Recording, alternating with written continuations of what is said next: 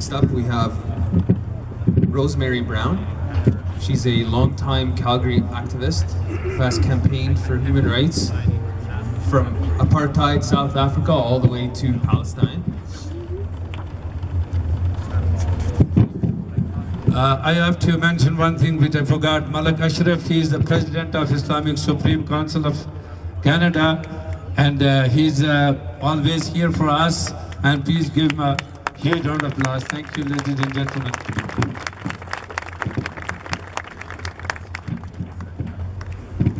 Okay, just continuing there, she's an organizer with Justice for Palestinians, BDS Action Calgary, and a founding member of the Calgary Anti-Oppression Network. Thanks. Before I begin, I would like to do a land acknowledgement. We're here today in solidarity with the people of Palestine. We're here to challenge U.S. foreign policy and also the ongoing dispossession of Palestinian lands by the Israeli government. But as we do so, we need to remember that we live here in a colonial settler society that has continually dispossessed and oppressed the lands and cultures of the indigenous peoples of this land. And that is why I respectfully and with humiliation recognize that we are standing on Treaty 7 lands, the lands of the Blackfoot Confederacy. We are also home to Métis Nation number 3. We are gathered today to denounce Trump's decision to recognize Jerusalem as the capital of Israel, and also to denounce Canada's lackluster policy. We're but one of hundreds of protests all over the world that are standing up in solidarity with the Palestinian people and to condemn Trump's betrayal of them. But this goes much deeper than the decision of one man.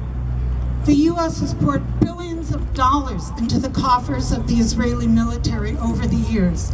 And in 2017, it committed another $38 billion to be spent over the next 10 years. That's $3.8 billion a year. Furthermore, when it comes to all of the resolutions passed by the UN in support of the Palestinians, the U.S. has consistently sided with the state of Israel. Furthermore, when it comes to the so-called peace process, many commentators have stated that the only reason the U.S. has ever been involved in the peace process is not because it's serious about Palestinian human rights, but because it's a carrot to offer to other nations in the Middle East to bring them into line with U.S. foreign policy.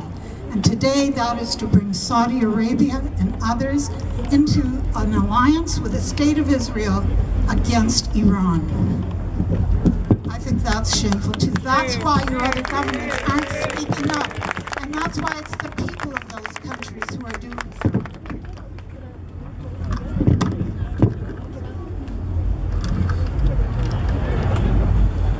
In terms of the so-called peace process, Ali Abunimah, who's a co-founder of Electronic Intifada, he once described the process like this.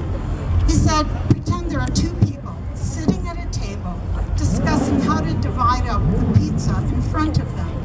And while they're talking, one side, with total impunity, picks up one slice after another and eats it until there's almost nothing left to share. That's what the peace process has been about. And this farce of a peace process and Trump's latest move are what's behind the words of a Palestinian woman that I saw on TV last night. And I'm going to paraphrase, I don't have it exactly. She said, we are not going to find peace and justice at the negotiating table. We are going to find it in the streets. We are going to find it with the building of a popular resistance movement. But the Palestinian people cannot do this alone. They need the solidarity of the rest of the world. Trump is counting on the strategic interests of different Arab nations, including Saudi Arabia. He's counting on the traditional lack of action beyond words and rhetoric on the part of other countries around the world to get away with what he's doing.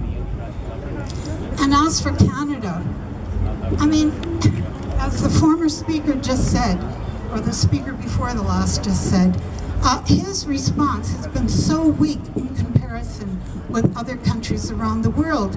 But then that shouldn't be a surprise, because his government's foreign policy when it comes to Israel-Palestine has been no different than Harper's.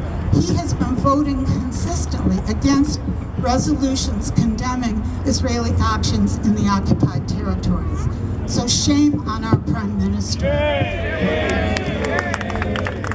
So what can we do? What can we do? How can we stand in solidarity with the Palestinian people? Yes, we need to organize and attend rallies like this, but we need to go much further. We need to remember that in between the crises that erupt, like Gaza and now today, Trump's decision, the Palestinian people continue to endure under the brutal hand of Israel's military occupation.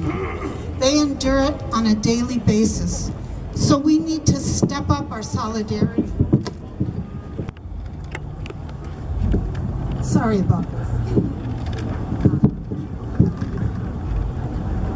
We need to step up our solidarity. We need to be engaged in sustained long-term commitment for the Palestinian people. And the Palestinian people themselves have told us how we can do this. And that is that we become active members of the Boycott, Divestment, Sanctions movement, the BDS movement. This was called for by Palestinian civil society in 2005, and it's an effective, non-violent, peaceful way of putting pressure on Israel to comply with international law when it comes to the rights of Palestinians. We know that BDS is effective. We know because Israel has complained about the impact it's had on their economy. We also know because they outlawed BDS in the state of Israel, and they've lobbied strongly around the world to have BDS movements shut down. Our own government in 2016 passed a motion condemning all of us who are involved in the BDS movement. Well, tough luck, that's not going to stop us. We're going to continue to act. But you know what? We need more people. In Calgary, we're just a handful, and we keep it going. But we need more of you to join us. Look us up on Facebook and join us. We need more people that are boycott actions. We need people with campaign skills, lobbying skills, social media skills, public relations skills, to join us and to help us move beyond the boycott and to push for divestment and sanctions. And sanctions mean state sanctions against the state of Israel. The time is long overdue that Israel can act with impunity in this world.